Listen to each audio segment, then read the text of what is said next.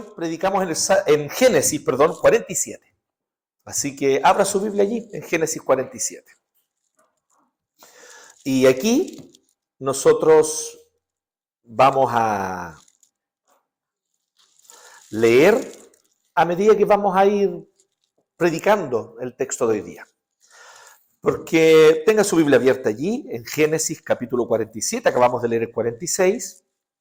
Como ustedes bien saben, Génesis nos presenta los inicios, literal, de hecho eso significa el título del libro. Y la idea de los inicios, no solamente los inicios del mundo, de la creación, con lo que parte el Génesis, sino también los inicios del pueblo de Dios. Por lo tanto, ya está aquí en el Génesis, hay abundante historia que de alguna manera nos apunta o nos muestra a cómo Dios cuida, preserva y usa a su pueblo para cumplir sus propósitos en la historia. Dios es el protagonista de la historia. Toda la historia de la humanidad no está protagonizada por la humanidad, es la historia de Dios. Y cómo Dios lleva a cabo sus planes con el propósito de revelar su gloria. Y la Escritura no solamente nos cuenta historias antiguas para que sepamos algunas cosas. Cuando la Biblia desde el Génesis parte con la creación y de allí hacia adelante, lo que la Biblia se propone es contarnos, explicarnos y presentarnos la verdadera historia del mundo. Y nosotros, por lo tanto, entendemos, creemos y nos aferramos a la palabra del Señor, no solo porque trae mensaje a nuestro corazón, que consuela nuestra alma, que nos anima en los tiempos de dificultad, que todo eso sin duda la palabra de Dios lo hace. Pero mucho más que eso, queridos, la Biblia nos cuenta de qué se trata el mundo, cómo está constituida la realidad y con qué propósitos Dios está conduciendo todos los eventos de la historia global. Los grandes eventos, piensa en la guerra de Rusia y Ucrania, piensa en la pandemia. Los pequeños eventos, piense en las cosas que ocurrieron esta semana con usted, en su trabajo, en el lugar donde usted vive. Todos los eventos del universo están ocurriendo conforme al propósito santo y perfecto de Dios para al fin de los tiempos revelar a Jesucristo como Señor de todas las cosas. Esta es la verdadera historia del mundo. Los otros relatos que tratan de explicarnos la historia como que el hombre es el protagonista o que la vida humana o que no sé qué, todo eso son historias alternativas, pero no, aunque presenten parcialmente algunas verdades, no son la verdad con V mayúscula. Esta es. Entonces aquí tenemos los albores del pueblo de Dios. Y aquí ya están todos los principios de cómo Dios usa a su pueblo para revelar su gloria, la gloria de Dios en la historia. Así que lo que vamos a ver hoy día en este texto es como una obra de teatro. No sé cuánto a usted le gusta el teatro. ¿Le gusta el teatro, no? Más o menos, ¿sí? A mí me gusta el teatro. El buen teatro sí. No sé si se llama el buen teatro, pero yo he ido a unas obras donde no se entiende nada, ¿sí? Una vez fui a una obra toda muy bacán. Claudio Di Girolamo era un monólogo. Oh, qué bacán, nos regalaron la entrada. Buenos puestos, me senté al lado de Pablo Simonetti. Yo me sentía en la élite santiaguina. Y estaba allí, empezó la obra, no entendí nada. Dije, no, a mí no me gusta el teatro. Me gustan las historias que uno entiende, tiene un principio, medio y final. Así que esta es una historia sencilla, directa, clara, en 3 escenas. Aquí, de hecho, usted va a comprobar esto. Aquí hay 3 escenas, ¿sí? Y lo que nosotros tenemos es claramente un trasfondo, de ahí la importancia de leer el capítulo 46, porque eso nos da el trasfondo para entender por qué todo esto ocurre. Pero aquí nosotros tenemos en este capítulo 3 escenas, y al final de cada escena se cierran las cortinas y hay una voz en off que hace una conclusión, contándonos qué es lo que ocurrió y preparando el escenario para la siguiente escena. ¿Se logran imaginar más o menos esto? Esto es lo que nosotros vemos acá. Cada escena, como les decía, al finalizar cada escena se cierra la cortina, una voz en off dice unas palabras que sirven para cerrar la escena anterior y para dar el trasfondo de la escena que sigue. Así que partamos y vamos en orden en este sentido. Primera escena, se abren las cortinas. ¿Sí? Se lo está imaginando, ¿cierto? Ya, está bien, qué bueno. Se abren las cortinas y vemos la corte de Faraón. Faraón está sentado en su trono, están allí todas estas estatuas de los dioses de Anubis, de Osiris y todos estos dioses egipcios. Y allí está Faraón sentado en su trono cuando José, que es su mano derecha en el reino, el hombre más respetado en el reino, el hombre a quien Faraón más escucha y al que considera más sabio de todo su reino, y se le acerca a contarle esto que leímos en el 46. Que toda su familia se habían venido desde Canaán y ya estaban habitando en la tierra, o ya se habían instalado, habían llegado a la tierra de Gosén, que es una tierra que pertenece al reino de Egipto, pero que no estaba ahí en el centro de Egipto, sino más a la periferia. Por lo tanto, estaban un poquito más separados del resto de los egipcios. José muy astuto, ¿se fijaron cuando leímos en el capítulo 46? Es muy inteligente lo que él hace. Cuando hablo astuto no lo hablo en un sentido negativo, por si acaso, ni peyorativo. Hablo de una astucia positiva, de una astucia íntegra. No de una astucia chanturri, ¿no? De chamullo, no, sino una astucia íntegra. Él dice, si ustedes habitan en Gosén, algo interesante va a haber. Primero, los egipcios no consideran bien a los pastores de ovejas. Los consideran que es un oficio indigno, de gente de clase baja, por así decirlo, y les parece que es un oficio además maloliente. Tenían un mal concepto de este oficio. Aunque necesitan el ganado, porque necesitan comer, necesitan carne, necesitan leche, ¿cierto? Pero no ven con buenos ojos. Y Gosén está justo, es parte de Egipto, pero está un poco separado, está un poco aparte. Por lo tanto, ellos iban a vivir tranquilos también, sin contaminarse con la idolatría de los egipcios. Entonces también José está pensando en cómo el pueblo del Señor puede preservar su identidad también en ese lugar. Así que llega a un acuerdo bien interesante. Pues bien, este es el trasfondo. Y viene José y hace lo siguiente. Leamos entonces del 1 al 10. Estamos en la corte de Faraón. Vino José, se acerca al trono de Faraón, le dice, mi padre, mis hermanos, sus ovejas y sus vacas, con todo lo que tienen, han venido de la tierra de Canaán y aquí están en la tierra de Gosén. Y de los postreros de sus hermanos, José había tomado a 5 varones y se los presentó a Faraón. Entonces llegan estos 5 hermanos de José. Y Faraón le dice a sus hermanos, ¿cuál es su oficio? Y ellos respondieron a Faraón, somos pastores de ovejas, tanto nosotros como nuestros padres. Dijeron además a Faraón, para morar en esta tierra hemos venido porque no hay pasto para las ovejas de tus siervos, pues el hambre es grave en la tierra de Canaán. Por tanto, te rogamos ahora que permitas que habiten tus siervos en la tierra de Gosén. Entonces Faraón habló a José diciendo, tu padre y tus hermanos han venido a ti. La tierra de Egipto delante de ti está. En lo mejor de la tierra haz habitar a tu padre y a tus hermanos. Habiten en la tierra de Gosén. Y si entiendes que hay entre ellos hombres capaces, ponlos por mayorales del ganado mío. También José introdujo a Jacob a su padre. Ahora entonces se retiran los 5 hermanos, o se hacen un costado, y viene este anciano de 130 años, que es Jacob. Entonces José toma a su padre probablemente del brazo, porque es un viejito, se lo pone al lado de Faraón, y lo presentó, y Jacob bendijo, dice, a Faraón. Y dijo Faraón a Jacob, ¿cuántos son los días de los años de tu vida? Y Jacob respondió a Faraón, me encanta esta respuesta, miren qué preciosa. Los días de los años de mi peregrinación son 130 años. Pocos y malos han sido los días de los años de mi vida. Y no han llegado a los días de los años de la vida de mis padres en los días de su peregrinación. Claro, Isaac, Abraham vivieron aún más. Y Jacob bendijo a Faraón y salió de la presencia de Faraón. Aquí se cierran las cortinas. Esta es la primera escena. En esta primera escena nosotros vemos algunos temas interesantes que ya se presentan en la corte de Faraón. Hay un tema aquí con el hecho de que Jacob esté en Egipto. No es fácil para Jacob estar en Egipto.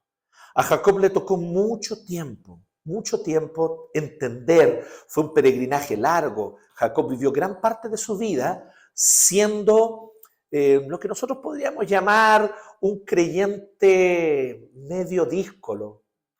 ¿Han visto esos hermanos de la iglesia que tal vez no son los más fieles, no son los más perseverantes necesariamente, no son los más consagrados, pero la fe sigue estando en sus corazones, ellos siguen creyendo, pero parece que están en una constante lucha con Dios, porque nunca terminan de rendir su vida por completo al Señor, al parecer? ¿Conocen ese tipo de creyentes?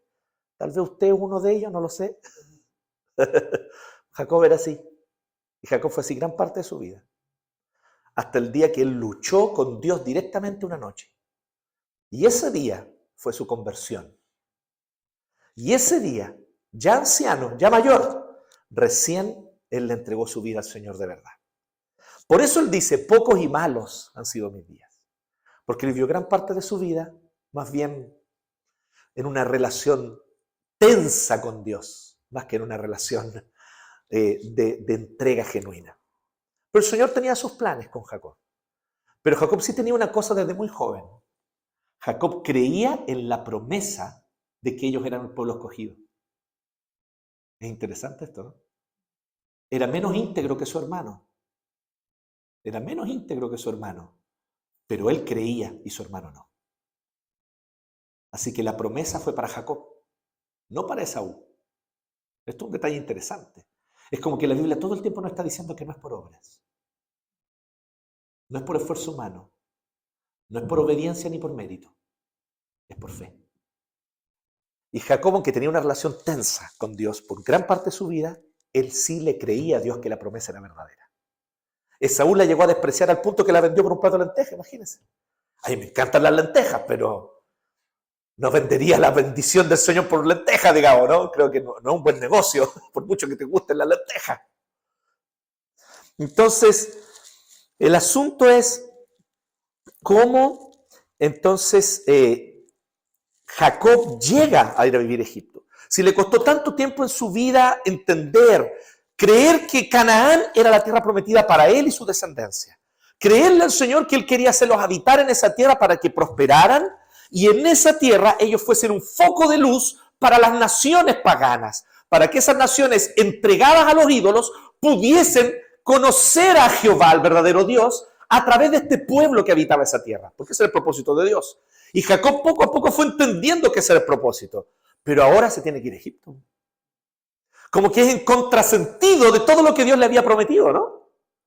Por eso es tan importante lo que ocurrió en el 46, versos 1 al 4, que se los vuelvo a leer, disculpen que vuelva atrás, pero creo que es importante. Miren lo que ocurre. Israel, que es el otro nombre de Jacob, salió con todo lo que tenía y vino a Berseba y ofreció sacrificios al Dios de su padre Isaac. ¿Saben lo que yo creo que estaba ocurriendo aquí con Jacob o Israel? Que él estaba todavía dubitativo, no estaba seguro de lo que estaba ocurriendo. ¿Tenemos que irnos a Egipto? Sí, el hambre aquí es terrible, nos vamos a morir, pero ¿irnos a Egipto? Si esta es la tierra que Dios nos prometió. Pero habló Dios a Israel en visiones de noche, dice el 2, y dijo, Jacob, Jacob, y él respondió, heme aquí. Y dijo, yo soy el Dios de tu padre, no temas de descender a Egipto. Me gusta cómo lo pone, ¿no? Yo no sé si Egipto está más bajo en altura que Canaán, probablemente no. Pero espiritualmente era un descenso. Era irse a vivir al exilio en una nación pagana, idólatra y con costumbres inmorales. Era un descenso. Pero él le dice, no temas descender a Egipto, porque allí yo haré de ti una gran nación. Yo descenderé contigo a Egipto.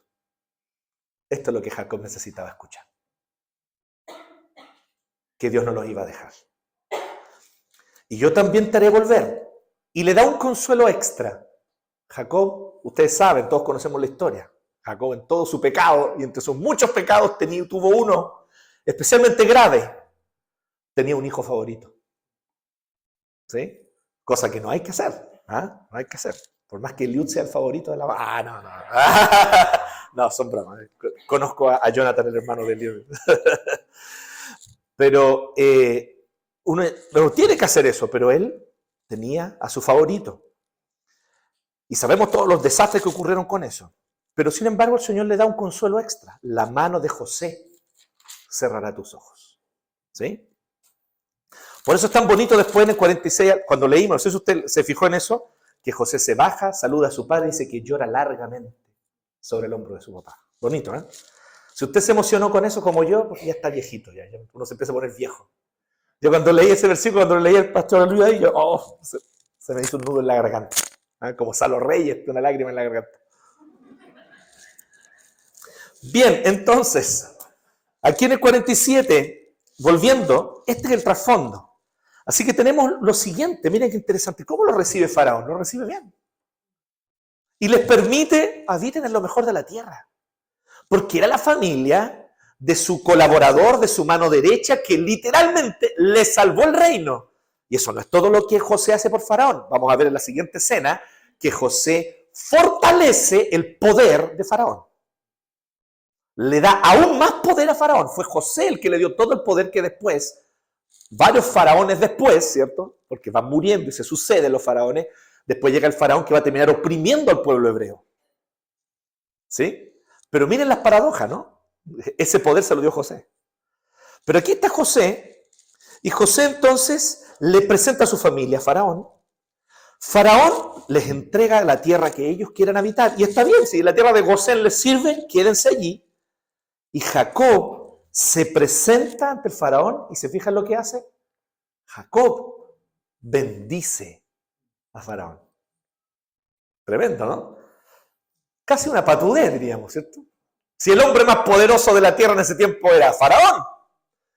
Y Jacob no era más que un viejo pastor de ovejas. Un anciano, patriarca de una tribu seminómade, que eran los hebreos. Patriarca de un clan seminómade. Ni siquiera sé si eso llamaría una tribu todavía, era un clan. Y allí este hombre viene y bendice al hombre más poderoso que había en ese tiempo entre todos los imperios y los reinos de esa época. Él lo bendice. Lo que yo veo en esta escena es que el pueblo de Dios está comenzando, como decíamos, su vida en el exilio. Les toca habitar por primera vez al pueblo de Dios en medio de una nación pagana. En esto, queridos, queridas, quiero decirte algo. En esto, esta escena, este momento del pueblo de Israel, se parece a nosotros, a la iglesia de Cristo. La iglesia de Cristo es vez tras vez descrita en el Nuevo Testamento como un pueblo de Dios en el exilio. ¿Se han fijado en eso? En el Nuevo Testamento la iglesia no es comparada con el Israel que habita la tierra. En el Nuevo Testamento las expresiones de los apóstoles, de Pedro, de Pablo, no son expresiones donde ellos dan a entender que la iglesia es como el Israel que habita el territorio. No. Ellos siempre se refieren a la iglesia como el nuevo Israel. Sí. Como las tribus del Señor, dice Pedro. Pero que están en el exilio. Lee allí la primera carta de Pedro, al inicio. Así es como incluso los saluda. Dice a todo el pueblo del Señor y las tribus del Señor que habitan en el exilio. Se refiere a la iglesia. Porque ahora el pueblo de Israel se expande para ya no pertenecer solo a una etnia. Ahora tenemos distintas etnias. Y de todo tipo de orígenes étnicos somos injertados en este olivo y ahora somos parte del pueblo del Señor. Somos nosotros el nuevo Israel. Pero aquí yo quiero decirte algo, la iglesia de Cristo es un Israel en el exilio. Habitamos y nos toca habitar hasta que Cristo vuelva en Egipto. ¿Se acuerdan de la expresión que se usaba antiguamente? Todavía se usa en algunas iglesias, el hermano anda en Egipto. Que es cuando alguien está apartado. Mala aplicación del concepto, porque el concepto es real, es bíblico, pero lo están aplicando mal. Toda la iglesia está en Egipto. Y vamos a seguir estando en Egipto. Por eso hay que tener ojo, hay que tener cuidado cuando tenemos, por ejemplo, demasiadas expectativas con relación a que las leyes de Chile se conformen al Antiguo Testamento o a las leyes de los 10 mandamientos. Chile es una nación pagana, entregada a ídolos. Y Chile solo será para Cristo cuando se abran los cielos y Cristo vuelva en gloria y majestad. Y ese día no solo Chile, todo el mundo será de Cristo. Hasta entonces, Chile es una nación pagana y lo seguirá siendo. Esas expectativas evangélicas triunfalistas de que ojalá tengamos líderes en la alta esfera, que elijamos un presidente evangélico.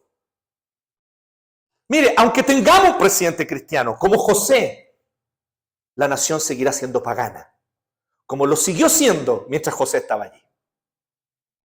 José llegó a la más alta esfera. Egipto siguió siendo pagana e idólatra. Este Chile es un Chile pagano e idólatra y lo seguirá siendo, querido. Entiéndalo. Esta no es nuestra patria. Este no es nuestro hogar definitivo. Amamos esta patria y está bien amarla. También es un mandato divino. Queremos lo mejor y que ojalá nuestro país tenga las mejores leyes que pueda tener. Vamos a ver eso un poquito más adelante. Pero aunque logre tener leyes un poco más justas, leyes un poco más tal vez ajustadas a los principios y valores cristianos, no habrá, y le tengo una noticia, querido, nunca hubo en Chile leyes cristianas. Desháganse de ese mito, miren la historia, lean bien. Nunca Chile fue una nación cristiana. Nunca Estados Unidos fue una nación cristiana. Nunca ha existido eso. Todas las naciones son paganas. Todas las estructuras políticas de este mundo son paganas. Lo que ocurre es que hay algunas con más influencia del cristianismo y otras con menos influencia del cristianismo. Pero en su esencia, paganas. Entonces somos como Jacob. Hemos descendido a Egipto y aquí nos toca aprender a ser fieles. Y en este contexto Dios abre puertas, concede bendiciones, le da bendiciones a su pueblo en ciertos momentos. Cuando eso ocurre, queridos, hay que saber recibirlas con gratitud y gozo. A Jacob le costó, pero recibió esto y entendió. Aquí nos vamos a librar del hambre. Aquí hay una tierra abundante en pastos. Aquí podemos vivir con nuestro ganado. Perfecto. Lo toman con acción de gracias. Hay que recibir las bendiciones, las puertas que Dios abre, siempre y cuando sean puertas que no comprometan tu integridad, obviamente. Que no comprometan tu integridad como creyente, como cristiano, tu fidelidad a Cristo. ¿Cierto? Ayer nomás conversamos con Pipe de un ofrecimiento ahí maligno que le hicieron, ¿cierto? Y él, gracias a Dios, rechazó. Bueno, a veces nos hacen ofrecimientos que comprometen nuestra integridad. Ciertamente ahí nuestro deber es decir no. Pero cuando se abre puertas que no comprometen nuestra integridad como cristianos, tomémoslo como una bendición del Señor. Y tomemos esas oportunidades.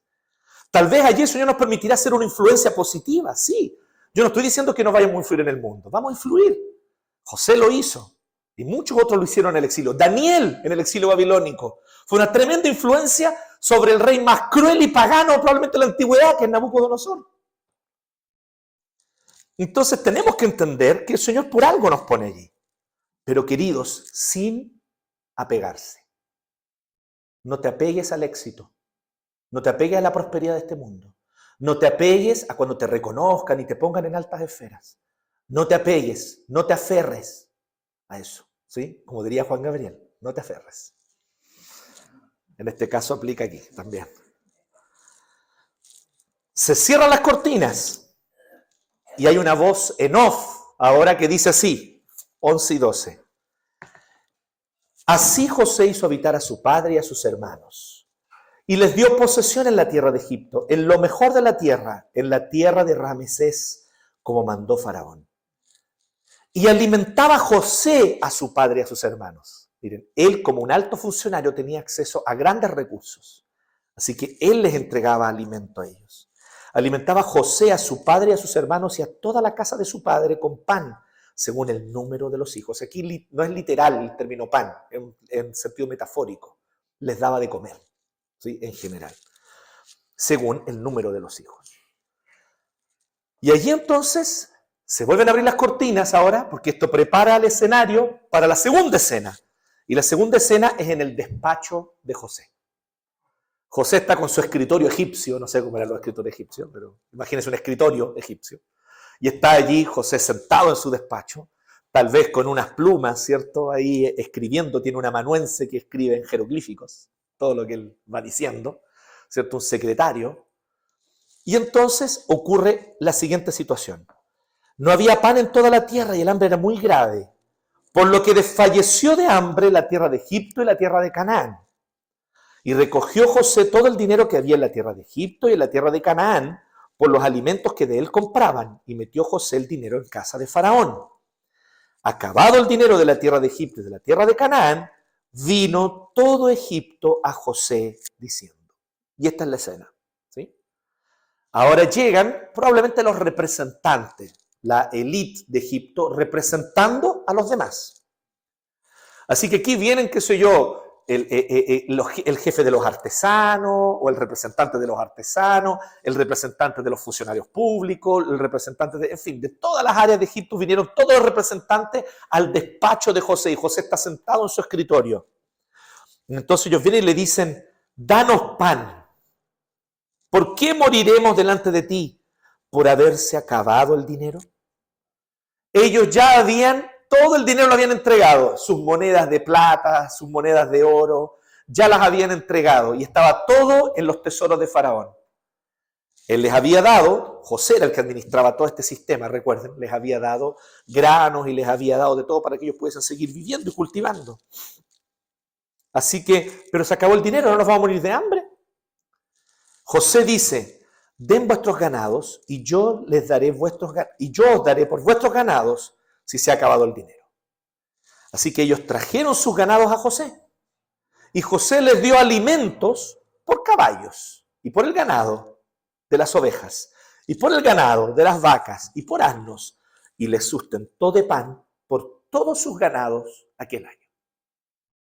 Entonces vino otra vez el año, un nuevo año de escasez, y aquí llega un tremendo ife, ¿cierto? Que este es el ife de José. Les sirve para todo un año. Ahí está. ¿Ah? Entonces, ellos tienen cómo sobrevivir por ese año. Acabado aquel año, vinieron a él el segundo año y le dijeron, no encubrimos a nuestro Señor que el dinero ciertamente se ha acabado. También el ganado es ya de nuestro Señor. Nada ha quedado delante de nuestro Señor sino nuestros cuerpos y nuestra tierra. Miren qué maravilloso que esta escena. Imagínense qué bonito esto, ¿no? Está allí José sentado en su despacho. Él le dice, denme sus ganados, yo les daré. Ellos se van. Y entonces atrás, en el telón, pasan las 4 estaciones. Imagínense eso en un teatro. Y después que pasan las 4 estaciones, simbolizando que pasó un año entero, vienen de nuevo ahora a pedirle y a decirle que ahora ellos no tienen nada. ¿Por qué moriremos delante de tus ojos así nosotros como en nuestra tierra? Cómpranos a nosotros y nuestra tierra por pan, y seremos nosotros y nuestra tierra siervos de Faraón. Y danos semillas para que vivamos y no muramos, y no sea asolada la tierra. Entonces compró José toda la tierra de Egipto. ¿Qué tal? Egipto pasó a ser la Unión Soviética. Todo Egipto ahora era del Faraón, era del Estado. Interesante, ¿no? Entonces, y José, entonces, hace algo que les quiero dar un detalle. Estaba prohibido por la ley de Israel para Israel. En Israel estaba prohibido que el rey comprara o adquiriese las tierras de las familias. Pero no en Egipto. Obviamente yo estoy hablando de la ley que va a venir muchos años después con Moisés. Pero ustedes dirán, ¿pero no es un poco anacrónico hacer esa comparación? No lo es, porque ¿quién es el autor del Génesis? Moisés.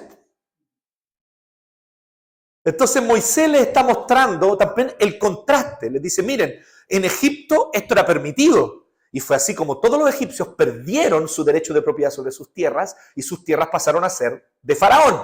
Le hace el lenguaje moderno, pasaron a ser del Estado. Pero aquí, a nosotros, en nuestro territorio, eso no va a ocurrir porque Jehová prohibió que el rey poseyera las tierras de las familias.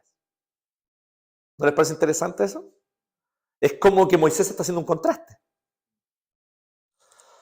Pero José, siguiendo las leyes egipcias, dice, ok, ya que esto se permite, y era común en los pueblos paganos, ahora entonces todas las tierras de ustedes son de Faraón.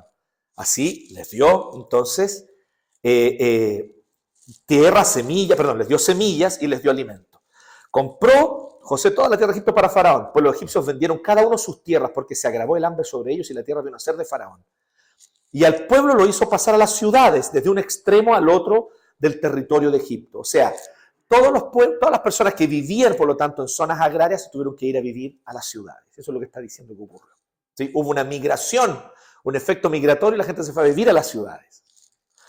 Solamente la tierra de los sacerdotes no compró, por cuanto los sacerdotes tenían ración de Faraón, o sea, a ellos los alimentaba directamente Faraón. Esto es muy interesante, porque la costumbre egipcia es que los sacerdotes eran funcionarios del Faraón. Y por lo tanto, ¿por qué? Porque todo el sistema político y económico de Egipto se sustentaba en los valores religiosos. Así que los sacerdotes eran los funcionarios públicos más importantes, porque era gracias a ellos, sus enseñanzas, sus rituales, que el pueblo tenía entonces la mentalidad que tenía para seguir perteneciendo a Faraón y enriqueciendo el poder de Egipto. José, de una manera similar, porque él entiende también que su pueblo, su nación, son los sacerdotes del Dios Altísimo, del Dios verdadero, él sustenta a su pueblo y a su familia. Entonces solamente habían dos tipos de personas que eran sustentadas directamente por las arcas del poder central. Los sacerdotes, que eran alimentados por las arcas de Faraón, y todo el pueblo de Jacob, de Israel, que eran alimentados de las arcas de José. Interesante, ¿no? Como si también ellos fuesen sacerdotes, ¿me entienden? Como si José supiese que su pueblo cumplía una función sacerdotal, pero del verdadero Dios, no de dioses falsos. Ahí está la diferencia. Pues bien, dice que José le dijo al pueblo, he aquí, yo os he comprado hoy. 23, estoy leyendo. A vosotros y a vuestra tierra para Faraón. Llega a tal punto que no solamente le entregan la tierra, sino que le entregan sus mismas vidas. ¿Se fijan qué interesante, no? Aquí nosotros vemos un principio que está en toda la Biblia, por si acaso. Hay que tener siempre mucha atención, hay que tener mucho cuidado. Mientras más los poderosos te ayudan, más tú dependes de ellos. ¿Sí? Mientras más independiente uno es, aunque pobre, más libre uno es. Eso es un principio que también vuelve a aparecer en Samuel y en otras partes de la Escritura. Y aquí claramente este principio se aplica. Sí, ellos recibieron una gran ayuda del poderoso Faraón. Fue tan grande la ayuda que recibieron que ahora ellos ya no se pertenecen a sí mismos. Son esclavos del Faraón. Hay que tener cuidado cuando nosotros dependemos mucho de ayudas de otros. Hay que tener mucho cuidado con esto. Entonces dice, de los frutos ustedes darán el quinto a Faraón, y las 4 partes serán vuestras para sembrar las tierras y para vuestro mantenimiento, y de los que están en vuestras casas y para que coman vuestros niños. Y ellos respondieron, 25, la vida nos has dado, hallemos gracia en ojos de nuestro Señor y seamos siervos de Faraón. Entonces José lo puso por ley hasta hoy sobre la tierra de Egipto, señalando que para Faraón el quinto, excepto solo la tierra de los sacerdotes, que no fue de Faraón. Esto es lo que ocurre aquí en esta escena, aquí hasta el 24. Que además, él les dice, todo lo que ustedes produzcan en sus tierras, un 20% es de Faraón. Veamos esta escena rápidamente. El hambre se fue agravando en Egipto y Canaán. Desde el 13 al 15, de hecho, Moisés a propósito menciona Egipto y Canaán juntos 3 veces. Fíjense, cada vez en cada versículo. Una vez en el 13, una en el 14 y la otra en el 15. Las 3 veces está haciendo un contraste. Egipto y Canaán. Al principio parece que está diciendo lo mismo. Había hambre en Egipto y Canaán. No había qué comer en Egipto y Canaán. Estaba el hambre por toda la tierra en Egipto y Canaán. Pero es un contraste, porque entonces menciona por 4ª vez, pero solo Egipto. Dice, pero todo Egipto vino a José, no Canaán. Entonces la idea es, Canaán fue sustentado por el Señor. Pero los egipcios tuvieron que acudir a José. No los cananeos. Lo segundo, utilizando las leyes egipcias paganas. Miren qué interesante esto, ¿se fijan? A veces nosotros decimos así, no, es que si llega un gobernante cristiano al poder, él va a gobernar conforme a la Biblia. No, querido. Y no tiene por qué hacerlo. Porque esta es una nación pagana, como cualquier otra nación, y él tiene que ceñirse a las leyes de este país. Y tal vez no serían las leyes que idealmente a este gobernador cristiano le gustaría, pero él tiene que ceñirse a las reglas del juego. Y José hace eso. José sigue las reglas del juego. Él dice, estas son las leyes paganas, bien. Entonces, utilizando las leyes egipcias y paganas, José los proveyó y les salvó. Recuerden, no eran leyes como las que va a tener Israel después, porque en Israel el rey estaba prohibido de comprarle las tierras a la familia. Porque existía una cosa que se llamaba el año del jubileo, ¿se acuerdan? Y si tú vendías tu tierra porque te endeudaste, después, cuando llegaba el año del jubileo, se te devolvía esa tierra entera a ti y a tu familia. Y la deuda se perdonaba. Interesante, ¿no? ¿Sí? Era cada 7 ciclos de 7 años, o sea, después de 49 años. Entonces, nunca la tierra iba a pertenecer totalmente al rey. Aunque el rey las comprara, solo iba a comprar por un tiempo. Porque al llegar el año jubileo, él iba a tener que devolvérselas a cada familia. Maravilloso, ¿no? La economía de Dios. Dios reseteaba la economía cada 49 años. Eso es lo que él hacía. Reseteaba el sistema económico entero para partir de cero. Heavy. Y así se aseguraba de que no hubiesen inequidades demasiado grandes. Las inequidades son naturales, son fruto de que, por ejemplo, algunos trabajan más que otros. Algunos son más responsables que otros. Algunos son más creativos que otros. Y obviamente reciben una recompensa acorde con eso. Las inequidades existen y van a seguir existiendo y deben existir, porque no es justo que alguien perezoso reciba y gane lo mismo que alguien que es esforzado y trabajador. Así que usted, cristiano, no se oponga a las inequidades. Las inequidades en sí mismas no son malas. El problema es cuando la causa de las inequidades es una injusticia. Ahí sí. Eso es lo que debemos oponernos. Entonces el sistema económico de Israel era muy distinto a los paganos, ¿se fijan? Las personas podían invertir, comprar, vender libremente. Y si alguno hacía un mal negocio o era perezoso con su tierra, la perdía, la terminaba vendiendo y se quedaba sin nada. Pero después de 49 años, esa tierra volvía a su familia para que partieran de nuevo. Y Dios, por gracia, volvía a dar una nueva oportunidad. Entonces ahí es donde está el otro detalle del sistema económico de Israel. Que además de ser un sistema económico que valoraba fuertemente el emprendimiento individual, sin embargo, también no permitía que se perpetuasen los privilegios por siglos. ¿Me entienden? Que las mismas familias siguiesen siendo los mismos ricos de siempre por siglos y siglos y siglos. ¿Me entienden? Es interesante eso también. Entonces el Señor también se preocupaba de que hubiese un equilibrio entre ambas cosas. Pues bien, pero no eran las leyes en Egipto. Y José usa la ley de Egipto. 3. Los egipcios terminan esclavos del faraón, pero miren el detalle, agradecidos. Ellos respondieron, ¿saben lo que dice en el hebreo literal? Nos salvaste la vida, le dicen en el 25. Ellos están agradecidos de José. Gracias, nos salvaste la vida. Los egipcios terminan esclavos del faraón, pero agradecidos, por varias razones. Primero, objetivamente José no los oprimió, los salvó del hambre. Primero, objetivamente, eso fue lo que él hizo. No los esclavizó porque sí, no los esclavizó simplemente por cualquier razón. Fue la manera mediante la cual ellos incluso le ofrecieron, si usted observó bien, no fue José el que tuvo la idea, fueron ellos. Te vamos a vender nuestra tierra y nosotros mismos, nuestros propios cuerpos, pero danos comida. Y José accedió a la petición de ellos. Así que él les da comida, pero además les cobra un 20% de impuestos. ¿Saben cuál era la costumbre en ese tiempo? Por lo menos un tercio, 33%, 36%.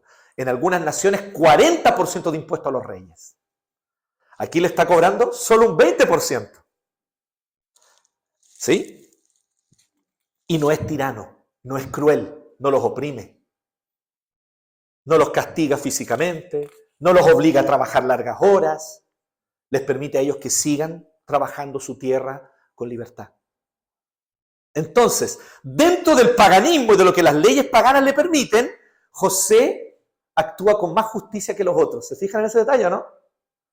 Aquí yo creo que también hay una aplicación. Dios usa a los hijos del pacto en medio de las sociedades paganas que habitamos. No tenga dudas de eso. Acuérdense lo primero que les dije. Habitamos en naciones paganas, en sociedades paganas. Tenemos que entender que eso es así y va a ser así hasta que Cristo vuelva. Tengámoslo claro, eso de Chile para Cristo, cuando Cristo vuelva. No antes. Ahí recién. Pero Dios usa a los hijos del pacto en medio de este paganismo. Y los usa para promover el bien común en este mundo. Y aunque ellos muchas veces están restringidos por las leyes paganas de nuestras naciones paganas, si son sabios como José, van a saber aún así ser por lo menos un poco más justos. Van a saber por lo menos no ser tan opresores. Van a saber por lo menos cómo utilizar estas leyes para realmente promover el bien común. El Señor va a levantar y levanta del medio del pueblo, Dios, a personas para que lleguen a esos lugares. En ese sentido, sí es cierto que el Señor levanta personas para que lleguen a ciertas esferas de influencia. Tenemos que orar por esos cristianos, para que como José sean íntegros, como José sean sabios. Porque efectivamente, en este exilio que nosotros habitamos, el Señor sí nos va a usar. Pero no solo piense en la gente que llega a altas esferas. No solamente piense en aquel que va a terminar siendo un consejero del presidente. ¿Sí? No, para ser consejero del presidente, bueno, súbase el cierre, presidente.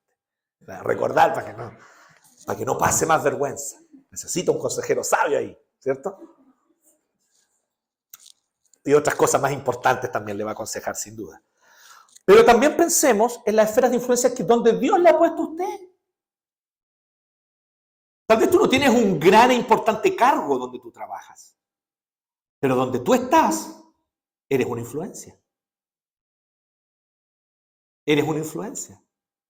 Hay personas que a veces son una influencia de una manera que uno no se imagina. Me gusta mucho una historia que después te lo pueden buscar, debe estar por ahí por internet, que la cuenta un pastor argentino que se llama Salvador de Lutri, un pastor evangélico.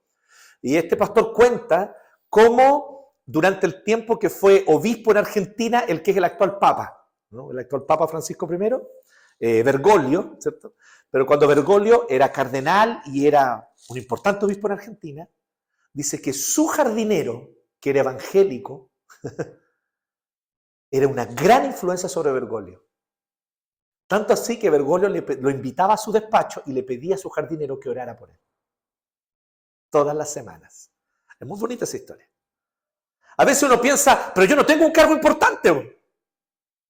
No tengo una jineta, aparentemente, pero donde estoy puedo ser una gran influencia.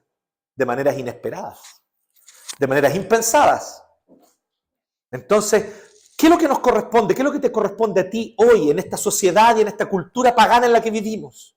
Sé fiel. Querida, querido, sé fiel. Donde tú estás, sé íntegro, sirve al Señor, busca su gloria. Donde tú estás, no des tu brazo a torcer a la injusticia, a la maldad, al pecado. Sé firme. Pero también, donde tú estás, sé compasivo. Muestra misericordia. Muestra amor al prójimo. Muestra que realmente Cristo vive en ti. Y eso Dios lo va a usar. Y de alguna manera, alguna influencia de bien común va a haber a donde el Señor te ponga. A veces son pequeños lugares de influencia. A veces una sala de clases. Y tú puedes ser una influencia marcante en la vida de esos alumnos. Que tú dices, pero si son niños de básica. Sí, niños de básica hoy. Pero ¿a dónde ellos van a llegar el día de mañana? Y lo que tú les enseñaste lo van a cargar consigo por siempre. Sé fiel. No menosprecies el lugar donde Dios te puso. Entonces, cualquiera sea tu oficio, tu ocupación, sé fiel. Se cierran las cortinas en el despacho de José ahora. Y por última vez aparece la voz en off, del 26 al 28. Dice así: entonces José lo puso por ley hasta hoy sobre la tierra de Egipto, señalando para Faraón el quinto, excepto solo la tierra de los sacerdotes que no fue de Faraón. O sea, por eso siguieron con el 20% de impuestos. Verso 27. Así habitó Israel en la tierra de Egipto, en la tierra de Gosén, y tomaron posesión de ella, y se aumentaron y se multiplicaron en gran manera. Y vivió Jacob en la tierra de Egipto 17 años, y fueron los días de Jacob, los años de su vida, 147. Claro, llegó a vivir en Egipto con 130, vivió 17 en Egipto y murió 147 en total, ¿cierto? Yo soy malo para las matemáticas, pero esa cuenta la supe hacer. Entonces, se abren las cortinas después de esta voz en off y viene la tercera y última escena, que es la más corta.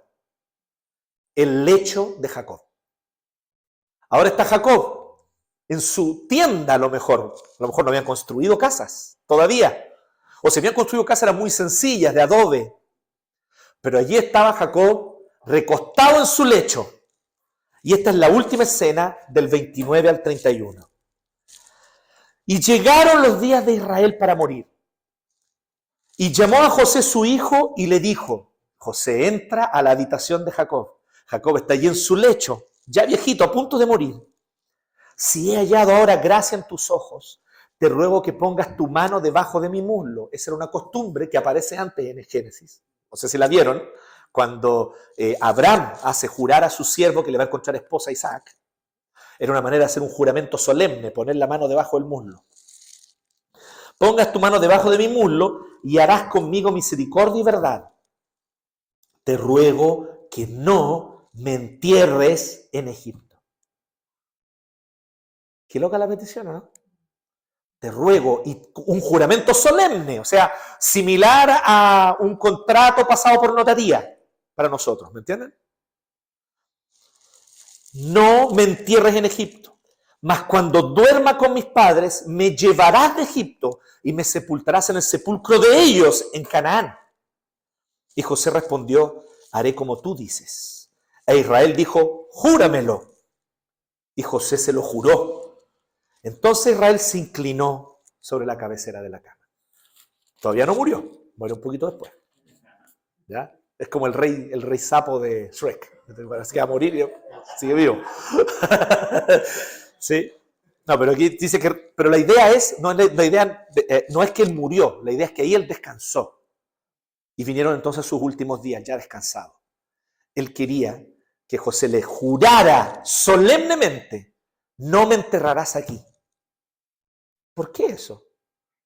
Hay que considerar la mentalidad medio oriental. Donde tú estás enterrado es a donde tú perteneces. Donde a ti te entierran, allí tú perteneces. Y esa mentalidad de alguna manera acompaña a la gente. Hasta el día de hoy. Hay gente que incluso se cambia de patria. Y como su corazón ahora está en esa nueva patria, ellos piden ser enterrados allí y no en su patria de origen. Es justamente por este mismo sentimiento, este mismo deseo. Yo pertenezco aquí. ¿Ustedes saben quién está enterrado aquí y no era de aquí? David Trumbull, por ejemplo. Está enterrado en Valparaíso. Él quiso que lo enterraran aquí. Sí, él era norteamericano, se crió en Estados Unidos, todo, pero él dio su vida por predicar el evangelio en Chile.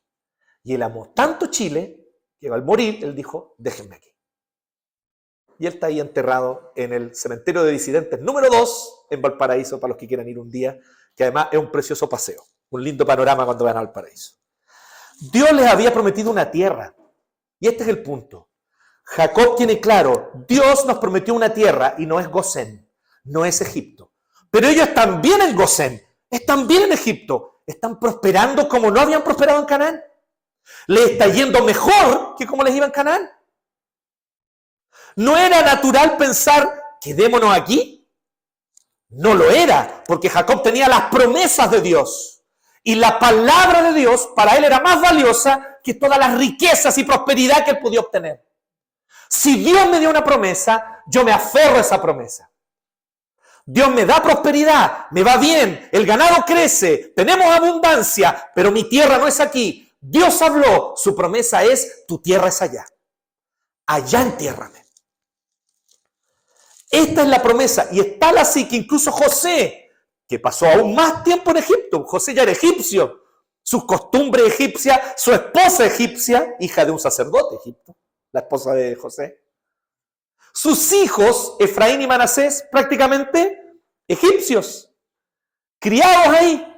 No sé cuántos de ustedes conocen a gente de la comunidad coreana. Yo he tenido la oportunidad de conocer gente de la comunidad coreana. Está de moda Corea, ¿no? En estos tiempos, así que las teleseries coreanas y todo eso. Y una buena parte, una gran parte, de hecho, de los coreanos son evangélicos, que están en Chile, una buena parte, y varios de ellos presbiterianos específicamente. Y lo que uno ve es que estos coreanos que llegaron en los 70, 80, hoy día tienen hijos que son chilenos. Entonces uno ve un coreano y uno dice, este gallo me va a hablar así como coreano, me va a hablar. ¿Cierto? Cuando tú ves un coreano joven y el compadre habla como chileno 100%, con los garabatos, con las jergas, todo, es un chileno. ¿Sí?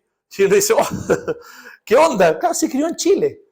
Esas cosas pasan cuando la gente migra, ¿cierto? Y tiene hijos en otro país. Entonces uno dirá, ¿y José? José también pidió lo mismo, que sus huesos fuesen enterrados en Canaán. ¿Y sabes lo que tú vas a ver después más adelante en Éxodo capítulo 13? Que cuando ellos se van después de la muerte de los primogénitos en Egipto y Dios abre el mar rojo en esa escena, dice que ellos se llevaban consigo los huesos de José para enterrarlos en Canaán, porque fue lo que José explícitamente solicitó. O sea, incluso José entendió, nuestra tierra no es aquí, nuestra tierra es allá. Es muy sencillo esto, queridos, lo que quiero aplicar con esto. No debemos perder la perspectiva. Por mucho que Dios te haga bien en esta sociedad y en esta cultura, por mucho que Dios te abra puertas y te empiece a ir bien, por mucho que tú logres incluso ser una influencia positiva a través del Evangelio hacia otras personas, no te quedes con tu corazón aferrado aquí. Porque esta no es nuestra patria definitiva. No debemos perder la perspectiva. Somos extranjeros y peregrinos en este mundo.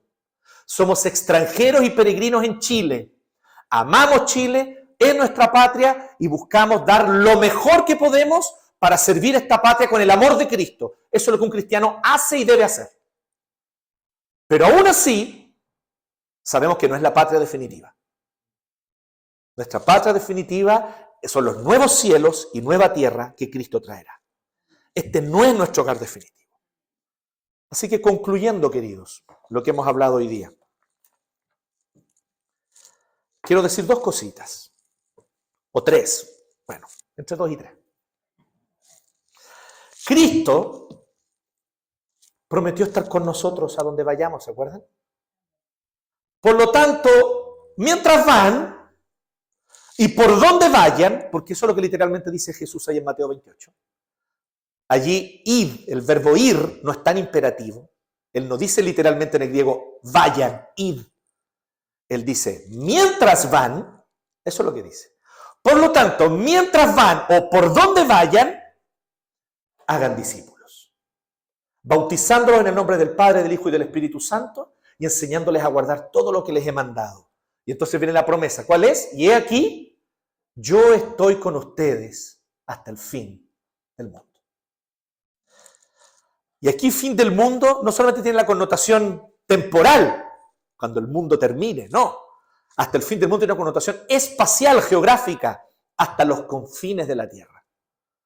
Por donde vayamos, Cristo está con su iglesia. Sí, queridos, peregrinamos. Sí, queridos, somos extranjeros. Sí, queridos hermanos y hermanas, ninguna patria de este mundo es nuestra patria definitiva. Sin embargo, por donde vayamos, Cristo prometió estar con nosotros y lo va a estar. Nos va a abrir las puertas para que nos establezcamos. Nos va a abrir las puertas para que podamos ser bendición. Pero tal vez también van a haber momentos, como ocurrió con el pueblo, donde va a venir la opresión contra el pueblo del Señor. Donde nos van a oprimir. Donde van a querer matar a nuestros hijos. Como Faraón mandó a matar a los hijos de los hebreos. Tal vez van a haber momentos donde nos va a tocar de manera pacífica, misericordiosa y fiel a Dios, pero ser una resistencia en medio de una nación pagana que no va a tolerar la predicación del cristianismo. Tal vez eso va a pasar, yo no lo sé. Pero tal vez eso efectivamente llegue a ocurrir. Usted manténgase fiel. Recuerde que somos peregrinos y extranjeros. Y recuerde esto, Cristo prometió estar con nosotros. La misma promesa que Dios le hizo a Jacob en el capítulo 46. Desciende a Egipto porque yo descenderé contigo. Dios también la hace a cada uno de nosotros. El Señor nos dice, desciende a servir a esta sociedad. Desciende a servir a esta sociedad con tus dones. Desciende a servir con tus talentos. Desciende a servir al prójimo con integridad. Desciende para ser una imagen, un reflejo de Cristo para los que están a tu alrededor. Anda y sea un fiel reflejo de Cristo, porque yo descenderé contigo, dice el Señor. Yo descenderé contigo, no vamos solos. El Señor va con su iglesia. El Señor acompaña a su iglesia. El Señor le abre las puertas a la iglesia. Cristo hizo algo mejor incluso que prometernos un territorio específico. A Israel Dios le prometió un territorio específico. donde fluye leche y miel. Maravillosa promesa que el Señor cumplió. Pero para nosotros la promesa es aún mejor. La promesa es que Cristo volverá a establecer un nuevo cielo y una nueva tierra. Toda la creación será renovada. Y las consecuencias destructivas del pecado, no sé cómo, pero Dios es todopoderoso. Todas esas consecuencias destructivas serán quitadas de la creación y el Señor hará una nueva creación. Y en un nuevo cielo y nueva tierra gozaremos con la presencia de Cristo. Estaremos con Él. Nos sentaremos a comer en un banquete junto a Él. Estaremos con Él allí física, presencialmente, porque Él volverá, se rasgarán los cielos y Él volverá en gloria y majestad. Cristo nos prometió un cielo nuevo, una tierra nueva. Esta es nuestra esperanza. Nuestra esperanza, por lo tanto, no está aquí. Querido cristiano, querida cristiana, tu esperanza no está en el próximo gobierno, ni en este gobierno actual. Tu esperanza no está en quién está en el gobierno y quién es el próximo candidato que gane a la presidencia. Tu esperanza no está en un nuevo texto constitucional.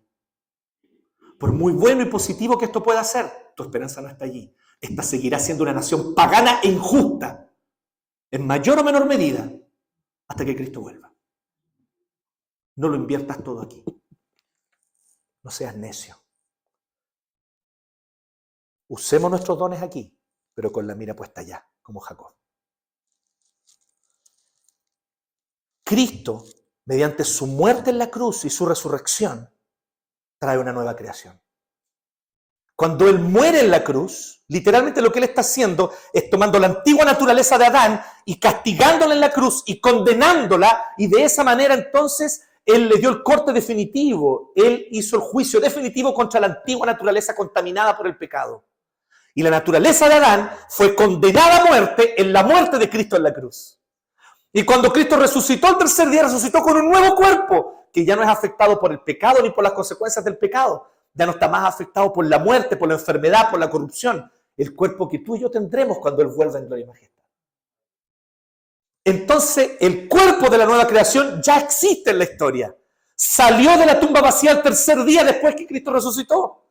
Así que Él, cuando resucitó, trajo la nueva creación. Y la nueva creación, miren qué paradoja. ¿De dónde salió la nueva creación? De una tumba.